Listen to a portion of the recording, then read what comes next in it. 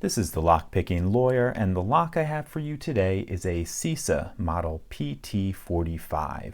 This is an older lock that made its way to me in its original packaging. I'm not sure of the exact age, but if you could shed any light on that, I'd appreciate you doing so in the comments. This is a 45mm wide hardened steel padlock. You can see it has a relatively tight little keyway that guards a 6-pin lock that is chock full of security pins. And if you're thinking about now this lock looks pretty familiar, it's probably because it is nearly identical to this lock, the American Lock Series 5200. We're going to see what it takes to pick into this lock, and then of course I will take it apart and show you what's inside. I'm going to use bottom of the keyway tension on this really tight little keyway. That's because I am going to be using this tiny bit of warding on the right side as the lever for my pick. And the pick I'll be using is this SS Dev short hook from Sparrows, one of my favorite picks for these tight little keyways. So let's see what it takes to get into this lock. 1's loose, 2's loose, 3's loose, 4's loose, 5's loose, 6 is definitely binding. Okay, got a click out of him, and we went to a little bit of a false set, back to 1. Okay, we got some counter rotation and set him. 2, same thing, counter rotation, set him. Same on 3, we seem to have lost our false set, so let's see if we can get it back. And I think it's number 6 that dropped down on us. There we go. Okay, let's check on the beginning again. 1's loose, 2's set, 3's set. Okay, counter rotation on 4. Got him. Counter rotation on 5. Got him set. We appear to have dropped 6 again, and we clearly dropped something. So up number 1. And that's it, lock opened up. Okay, so a little bit of fight out of this lock, but nothing we can't deal with.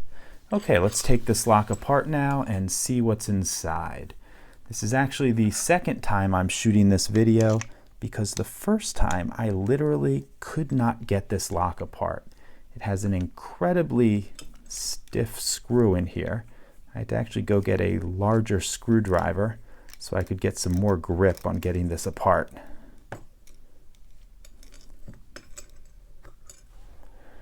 Okay, and one other thing that kept me from opening it is this little plate guarding the keyway. I could not get out at all without getting a little piece of spring steel and tapping it out from the inside. There we go. So this lock was put together to stay together. Okay, and finally one more issue. I actually had a really tough time getting this C-clip off the back the first time, but I seem to have bent it in the process, so it's a little bit easier now. Okay, now let's get a key and the follower and take this guy apart.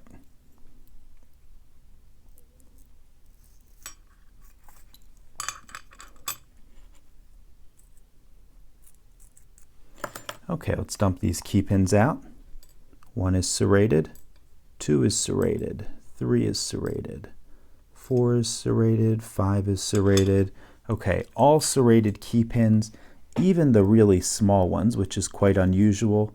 And these serrations are some of the deepest I have ever seen on key pins in locks like this. So very, very nice job with these key pins. I'm actually pretty impressed. I'm expecting to see a lot of spools in here. And 1 is a spool, 2 is a spool, same on 3. I'm assuming it's everything except for number 6, which was the lock that gave us our the pin that gave us our false set. And that is the case. Okay, so let me give you a close-up of all of this. As you can see, all of our key pins are serrated and quite deep serrations. And if you look at number 4 and 5, you can see even the smallest of the key pins have serrations in them, even though they probably never could have gone into play. So they went a little bit overboard with the serrations, but I won't argue against it. Then up on the driver pins, we have 5 spools in slots 1 through 5 and a standard in slot 6. Moving over to the core, you can see it's 6 pins, no countermilling or anything special about it.